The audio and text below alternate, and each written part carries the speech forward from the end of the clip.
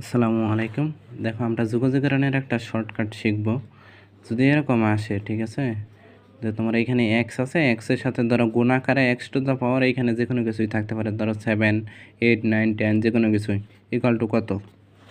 এটা শর্টকাটটা একদম ইজি। দেখো কী করবা, প্রথমে দেখবা এখানে এক্সের উপর পাওয়ার কত আছে, 7, তাহলে 1/7, ঠিক আছে। এরপরে লিখবা একটা লন, তারপরে কি দিবা, মডুলাস দিবা। মডুলাসের ভিতরে কি লিখবা, এইখানে যেটা আছে এক্সের সাথে এইখানে যা আছে এটা হুবহু লিখবা, এক্স টু দ্য পাওয়ার 7 + 1, ঠিক আছে। উপরে কি হবে, শুধু এইখানে যেটা আছে ওটা লিখবে, এক্স টু দ্য পাওয়ার 7, ঠিক আছে, প্লাস সি। এটাই কিন্তু তোমার আনসার। এরকম তুমি একটা নিজে দেখো, x into x to the power, ধরো এখানে 100 আছে, +1 ইকুয়াল টু কত হবে, বলো কত হবে। একদম সহজ, কত হয়, আচ্ছা এখানে ডিএক্স লিখে নেই, ডিএক্স।